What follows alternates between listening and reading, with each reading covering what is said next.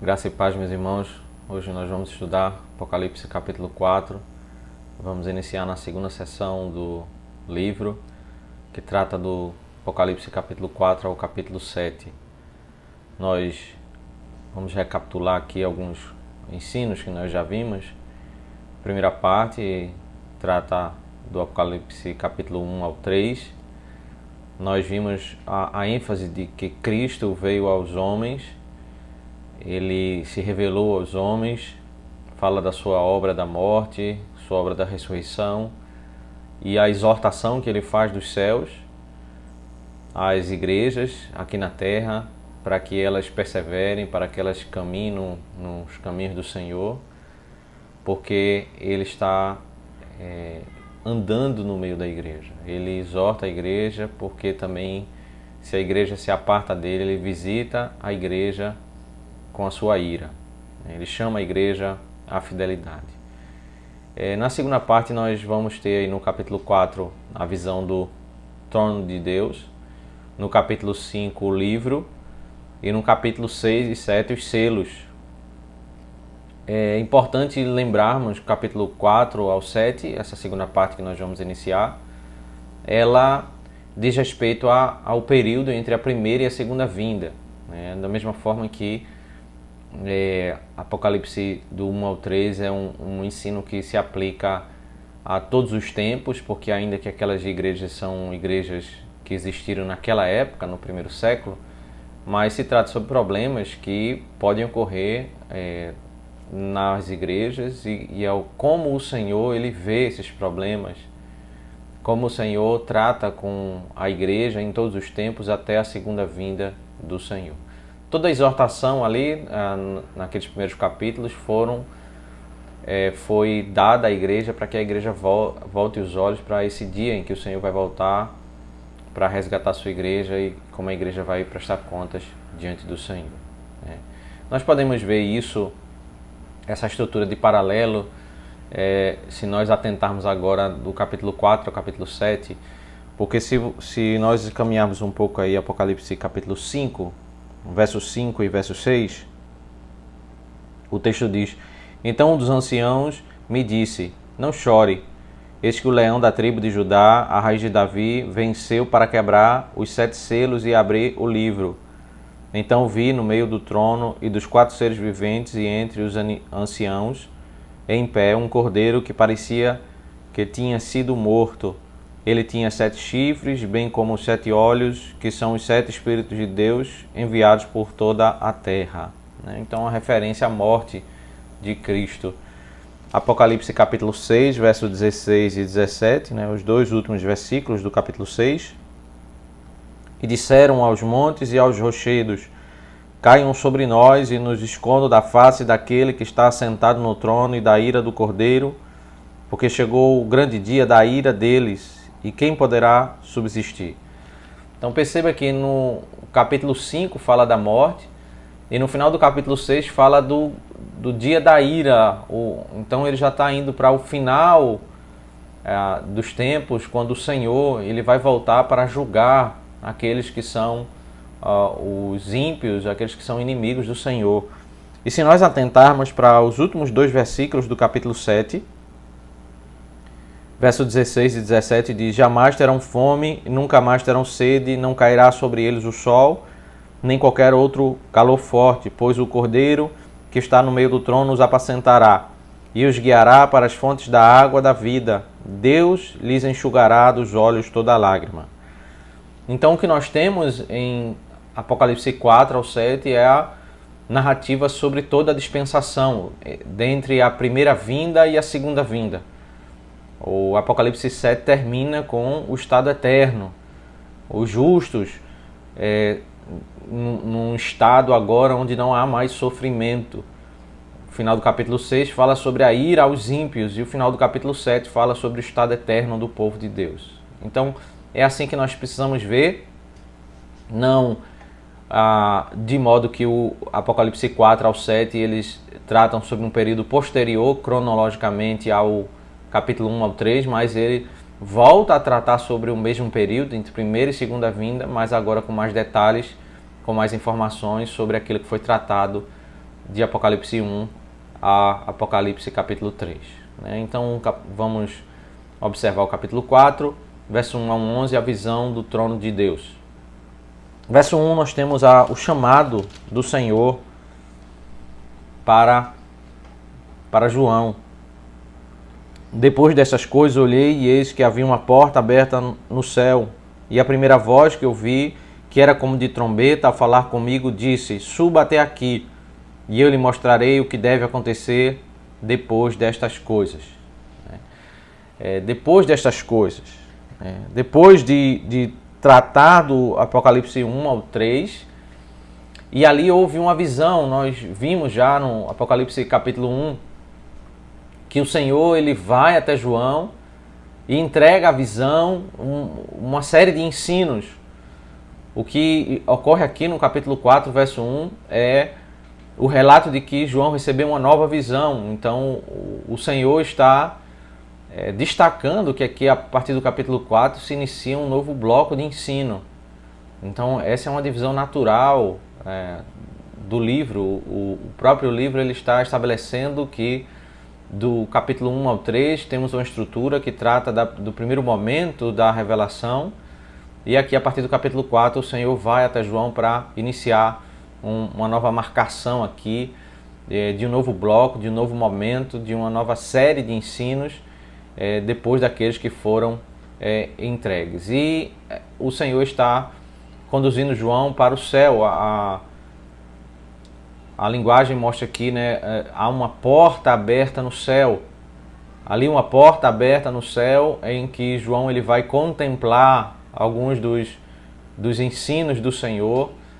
Se no capítulo 2 e 3 especialmente o Senhor é aquele que anda no meio das igrejas e vai descrevendo a terra, como o povo de Deus está aqui na terra, agora o capítulo 4 o Senhor leva João aos céus e ele vai ter uma visão do trono de Deus, da presença de Deus, de ali como estão aqueles que estão diante do Senhor adorando a sua presença.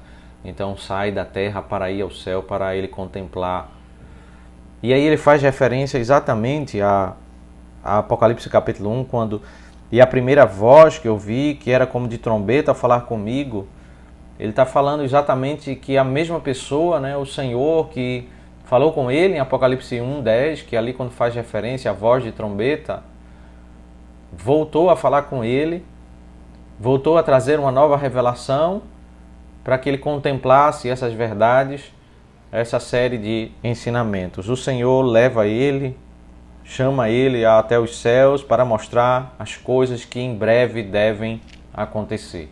Então, certamente, Apocalipse 4 ao 7 traz elementos do futuro, mas devemos entender essas coisas que em breve devem acontecer como uma linguagem própria do Apocalipse para tratar toda essa dispensação, porque também em Apocalipse 4 ao 7 vai se tratar de coisas do passado.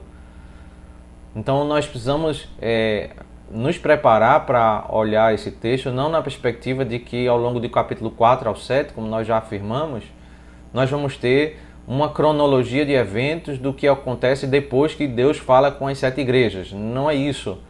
Inclusive o Senhor vai falar sobre sua morte, que já aconteceu. Mas aqui nós temos uma nova estrutura de um novo bloco de revelação, e que agora João vai atentar para alguns aspectos, alguns ensinos daquilo que ele não ouviu sobre esse período que foi tratado de Apocalipse 1 ao 3. Né? E essa é a dinâmica de todo o livro. Quando chegarmos no terceiro bloco, Apocalipse 8 ao 11, nós não vamos ter uma sequência cronológica após o capítulo 7, mas nós vamos voltar novamente para a estrutura entre primeira e segunda vinda. E à medida que ele vai repetindo esses blocos, ele vai aprofundando alguns conceitos, trazendo novos elementos, novas perspectivas sobre toda essa dispensação, para nós compreendermos detalhes da revelação do Senhor, da vontade do Senhor. Então essa é a estrutura que o Senhor ele chama o apóstolo João para subir aos céus e contemplar a verdade de Deus. E a primeira coisa que ele vê, verso 2, verso 3, é o trono de Deus.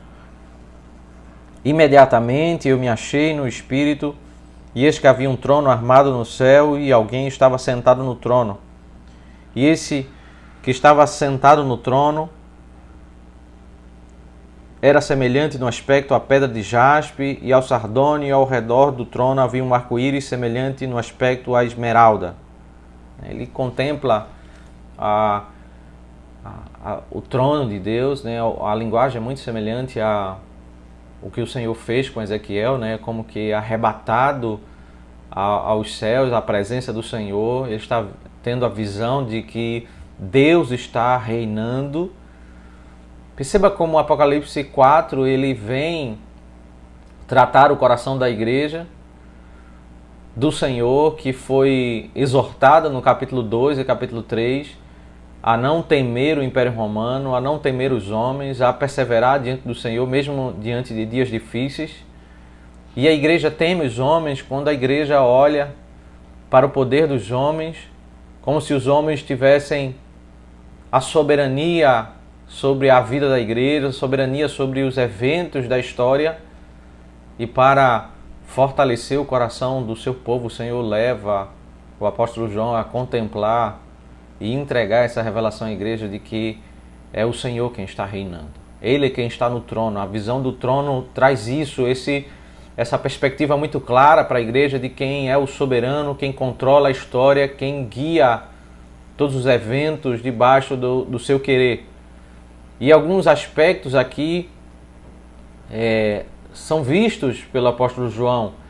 Ele está assentado no trono, e o aspecto é a pedra de jaspe e de sardônio, ao redor há um arco-íris no aspecto de uma esmeralda, né? A pedra de jaspe, que é branca, a sardônio é vermelha, e a esmeralda com a cor do arco-íris, com todas as cores, né? Esse simbolismo de cores nos remete ao Antigo Testamento, e a sequência é o branco do jaspe, o vermelho do sardônio e depois o arco-íris, né? Todas as cores. São cores que vão depois nos levar a um cântico, que é o cântico que termina o capítulo 4, que fala sobre alguns conceitos do Senhor e da obra da sua salvação, né? Primeiro, a cor branca fala sobre a santidade de Deus. Deus é santo, Deus é limpo, é puro. O vermelho aponta para o conceito do pecado. E o arco-íris nos remete a Gênesis, aquele bloco, capítulo 6 ao capítulo 9, quando ali o Senhor estabelece como sinal do pacto. Perceba que ele contempla as cores que nos remetem à história da salvação, à narrativa de salvação. Deus é santo, há o pecado, o homem é pecador, mas há um pacto da parte de Deus, um pacto de misericórdia e graça. O sinal ali do pacto no arco-íris nos remete à história da redenção, à história da salvação pela graça por meio do Senhor Jesus Cristo, né? É isso que nós podemos contemplar ao ver o Senhor no trono. Esses conceitos são ensinados para toda a igreja, né? E aí o texto começa a descrever a glória desse trono, verso 4 até a metade do verso 8. Quando diz no verso 4, ao redor do trono havia também 24 tronos, neles estavam sentados 24 anciãos vestidos de branco e com coroas de ouro na cabeça. À luz do final do livro de Apocalipse, que vai dizer claramente que os 24 são os 12 patriarcas e os 12 apóstolos, que representam toda a igreja do Antigo Testamento e a igreja do Novo Testamento. Nós vemos uma posição de honra desses 24 anciãos diante do Senhor.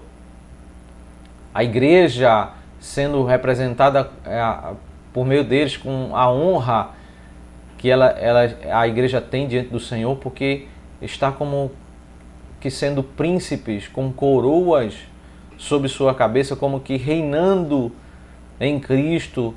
O Senhor mostra a João para que a igreja possa contemplar a grandeza de servir ao Senhor, a honra que a igreja tem de servir ao Senhor.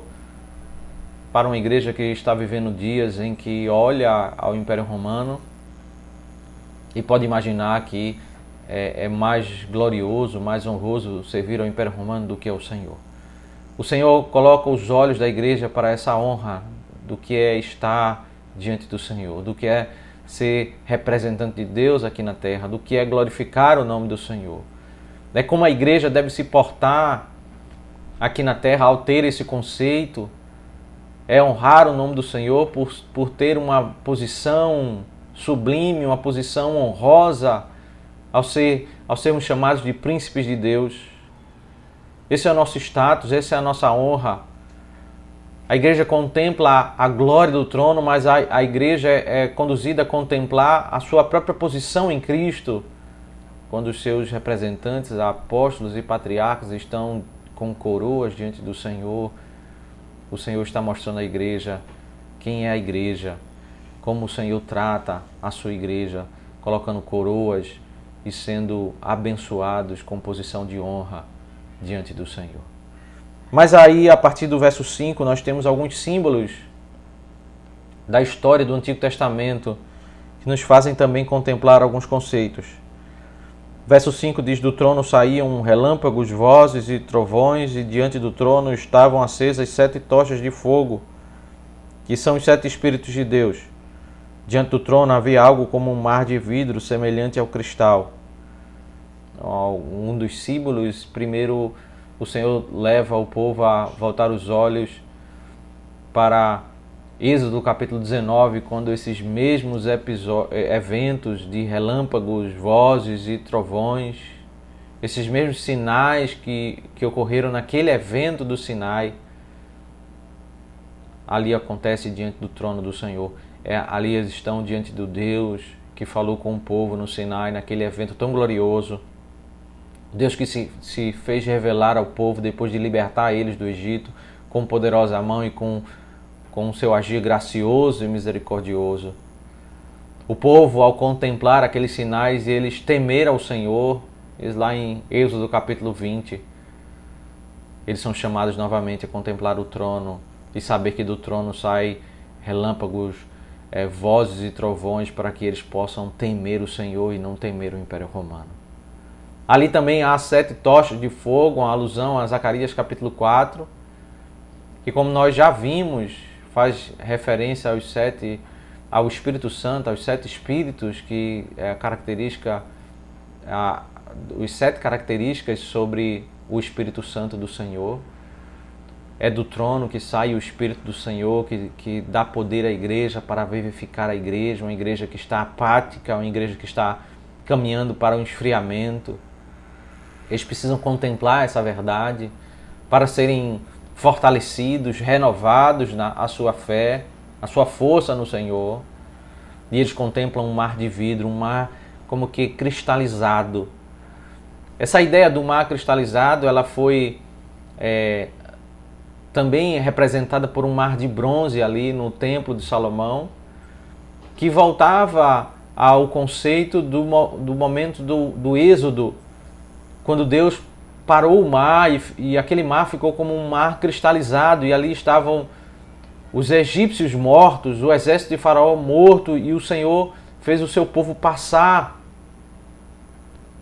O mar cristalizado representa a ideia de que Deus ele destrói todos os seus inimigos, ele destrói aqueles que tentam destruir o seu povo.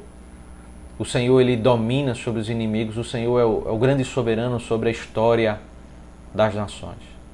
O povo do Senhor, depois de tantos desafios que eles ouviram em Apocalipse 2 e 3, ele está sendo consolado, convocado a temer o verdadeiro soberano da terra, convocado a olhar para o poder de Deus e aquele que derrota os inimigos. É muito melhor fazer aliança com o Rei dos Reis e Senhor dos Senhores do que com o Império Romano. É muito melhor estar em paz com esse Deus que governa toda a história, que domina o mar, que destrói um exército de inimigos, do que fazer aliança com o Império Romano. O Senhor mostra que diante do trono os inimigos estão destruídos. O mar cristalizado é o símbolo da vitória do Senhor sobre o mal. Essa ideia do mar, em toda a Escritura, ela é simbolizada como o símbolo do mal. Se nós vermos o Salmo 89, verso 9, diz que o Senhor é aquele que domina a fúria do mar. O Salmo 93, verso 4, diz que o Senhor é aquele que é mais poderoso do que o bramido do mar, porque o mar, na cultura judaica, ele tem essa ideia de ser o símbolo do mal.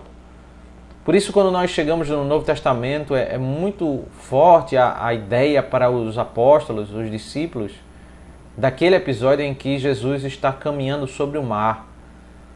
É muito mais do que um simples milagre, mas todo o símbolo daquele evento é que o Senhor, ele não apenas está fazendo um milagre, mas ele está representando a ideia de que ele domina sobre o mal, sobre os poderes malignos, sobre toda a força do mal. Ele tem a vitória sobre todos os inimigos.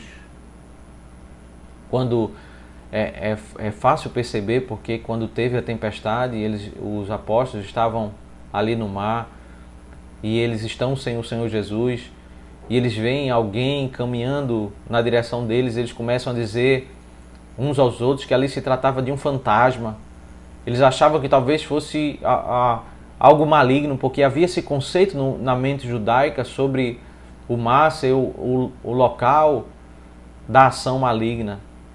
Mas é exatamente no final do livro do Apocalipse que vai dizer que no novo céu e nova terra o mar já não existe. Para trazer esse conceito de que não há mais a maldade, não há mais o poder das trevas operando nesse período da eternidade. Diante do trono existe um mar cristalizado, porque representa a vitória do Senhor sobre os seus inimigos. E aí no verso 6 também fala sobre 4 seres viventes. Metade do verso 6 diz: no meio do trono e à volta do trono havia também 4 seres viventes cheios de olhos por diante e por detrás. O primeiro ser vivente era semelhante a um leão, o segundo era semelhante a um novilho, o terceiro tinha um rosto semelhante ao de ser humano, e o quarto ser vivente era semelhante à águia quando está voando. E os 4 seres viventes, tendo cada um deles, respectivamente, 6 asas, estavam cheios de olhos ao redor e por dentro. Descreve aqui uma lista de 4 animais que eles se assemelham tanto aos querubins de Ezequiel capítulo 1, como os serafins lá de Isaías capítulo 6. Eles são cheios de olhos por dentro e por detrás, porque eles estão diante do trono e representam a onisciência do Senhor. O Senhor é aquele que vê todas as coisas na terra. Se Apocalipse 2, verso 3, usa a linguagem de que o Senhor é aquele que anda no meio das igrejas e conhece bem de perto nos céus, o Senhor é representado como aquele que vê todas as coisas, aquele que sabe de tudo, aquele que vê aqueles que confiam no Senhor e aqueles que estão se apartando e fazendo aliança com Roma. Existem 4 tipos de animais, são descritos aí no verso 7. Eles são muito semelhantes aos animais de Ezequiel capítulo 1, mas não exatamente iguais. Esses 4 seres aqui descritos, não todos os animais, porque um é o homem, mas eles descrevem toda a ordem criada. Os estudiosos argumentam que eles representam toda a criação, o leão representando a força, a águia representando a rapidez, o boi a prontidão para o serviço e o homem representando a sabedoria, porque ele foi feito à imagem do Senhor. Eles remetem a Ezequiel capítulo 1, mas nem todos os aspectos são iguais, há algumas distinções. Lá em Ezequiel capítulo 1 se trata de querubins. O ponto é que são seres angelicais aqui que estão representando alguns conceitos, e esse é o ponto. Nós precisamos entender quais são os conceitos que o Senhor ele quer estabelecer para o seu povo. E o conceito é que diante desse trono revela-se a glória do Senhor, a glória de um Deus todo-poderoso, um Deus onisciente, um Deus que contempla tudo o que está acontecendo no mundo, que tem um controle sobre a história da humanidade.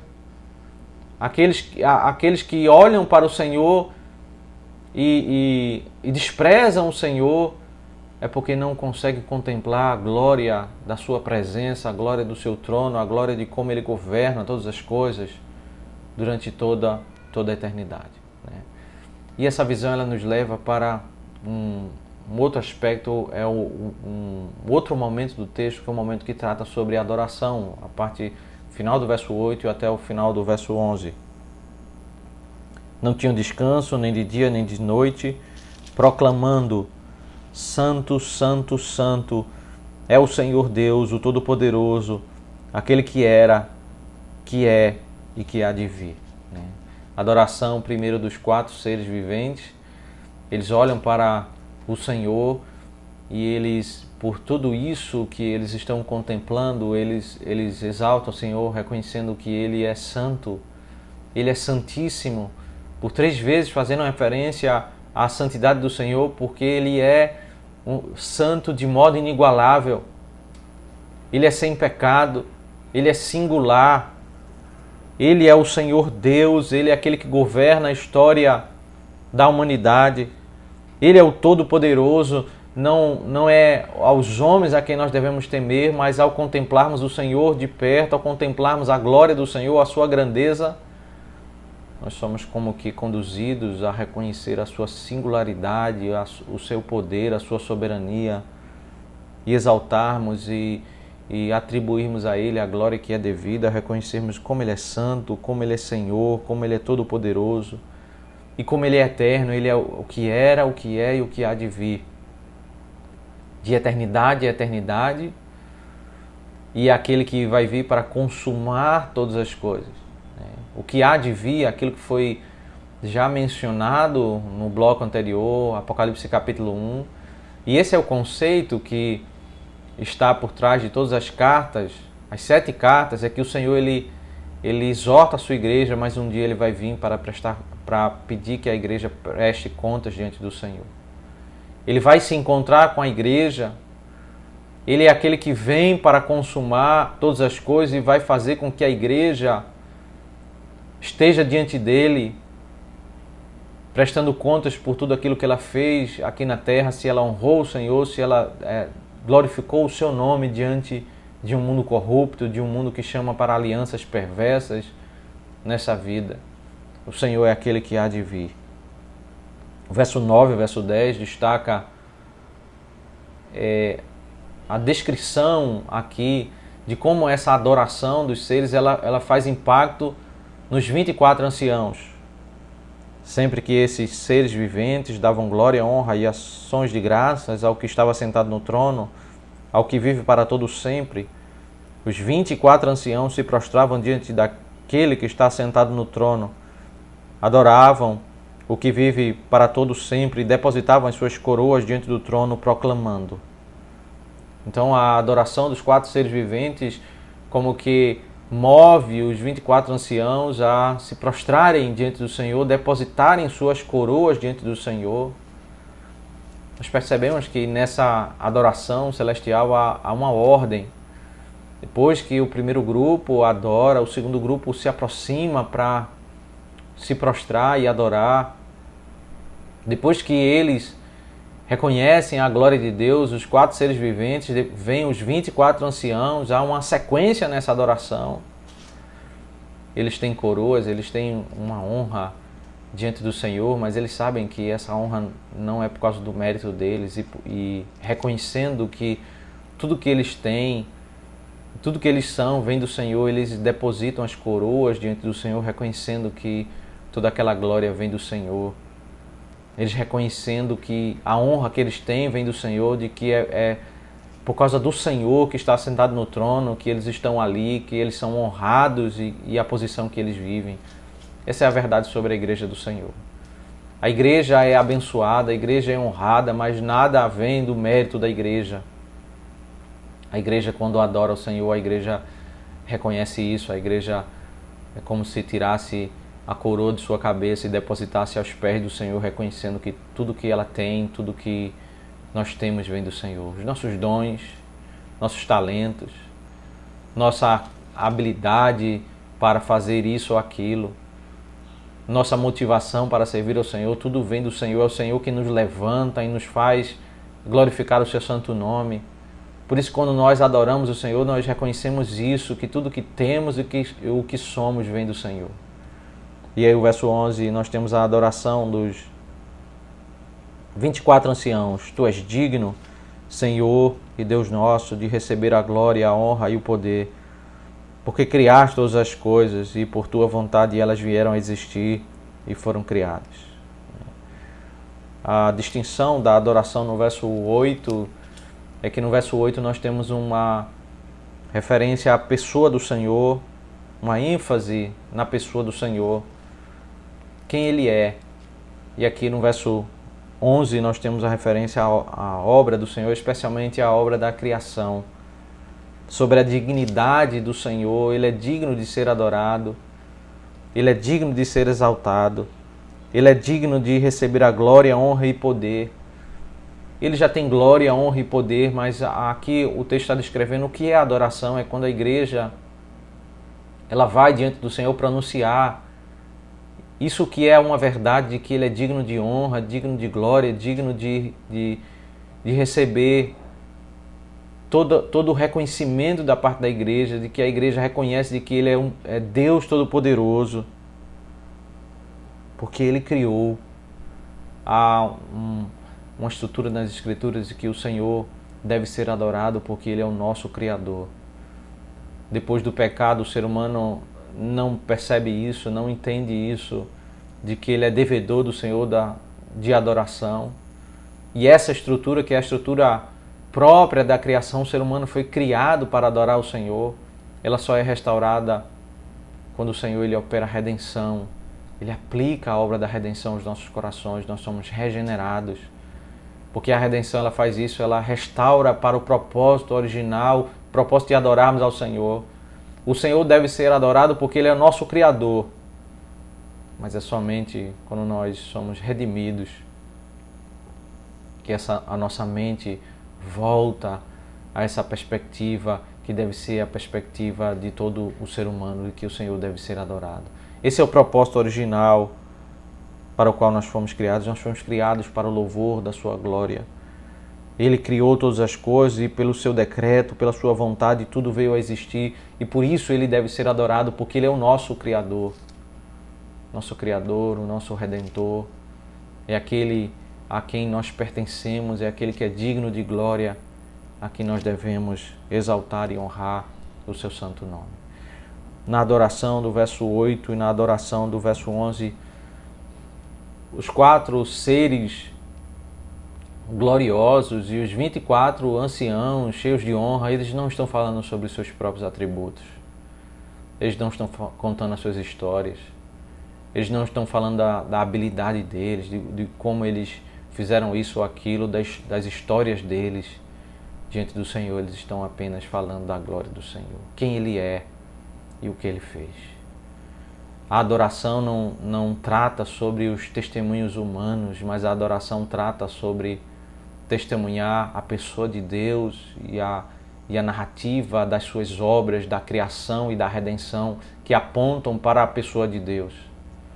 Esse momento em que João sobe aos céus para contemplar a adoração celestial, ele contempla a adoração que agrada ao Senhor. Podemos extrair algumas lições desse texto, algumas aplicações para as nossas vidas. Em primeiro lugar, é que o trono, ele claramente, ele quer ensinar a igreja sobre esse aspecto da soberania de Deus.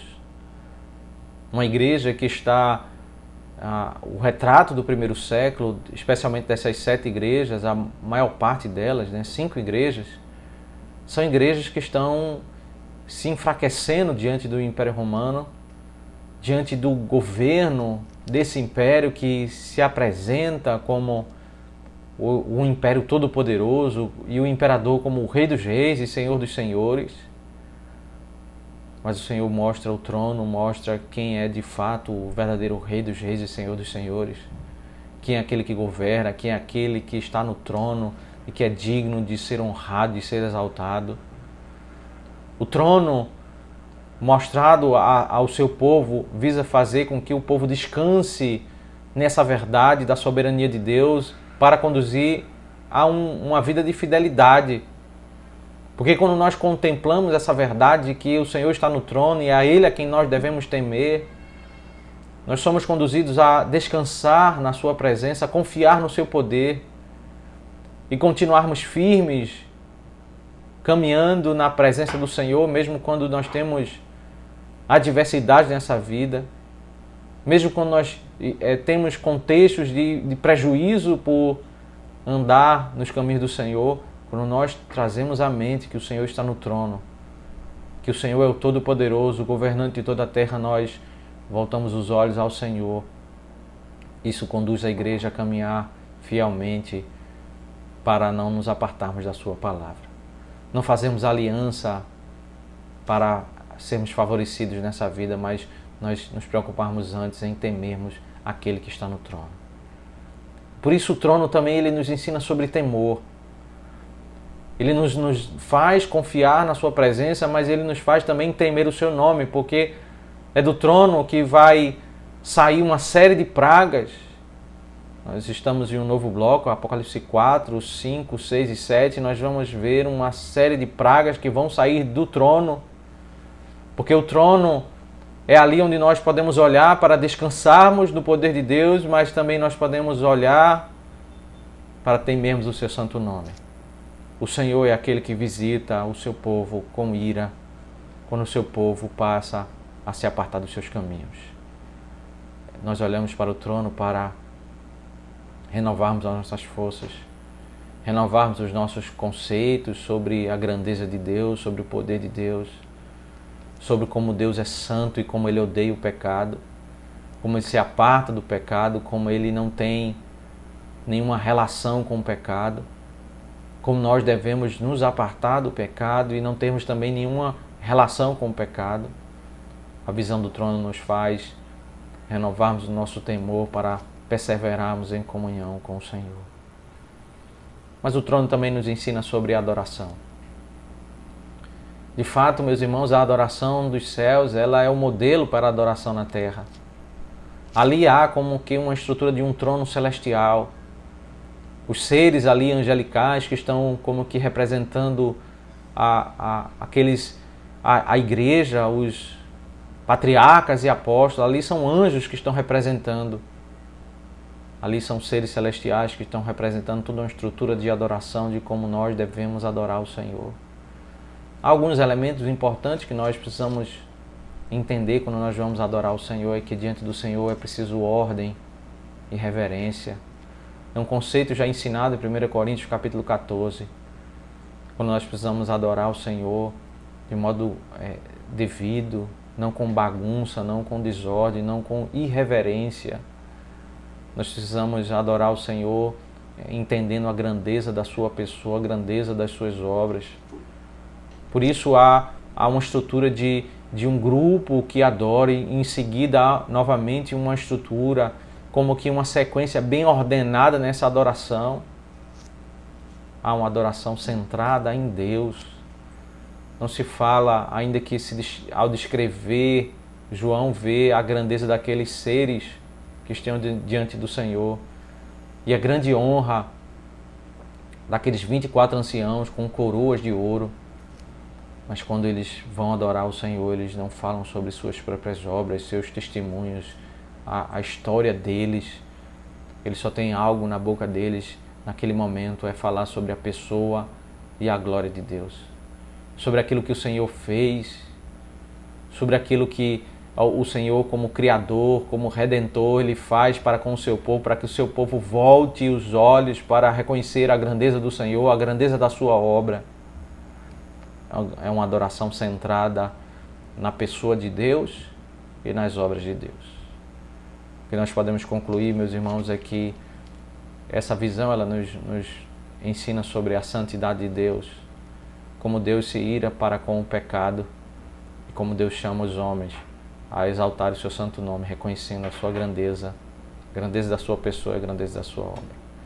É somente essa visão da glória de Deus, de como o Senhor é todo poderoso e grande, é que nos faz ter um comportamento diferente daquilo que muitos das igrejas estavam tendo em Apocalipse 2 e 3.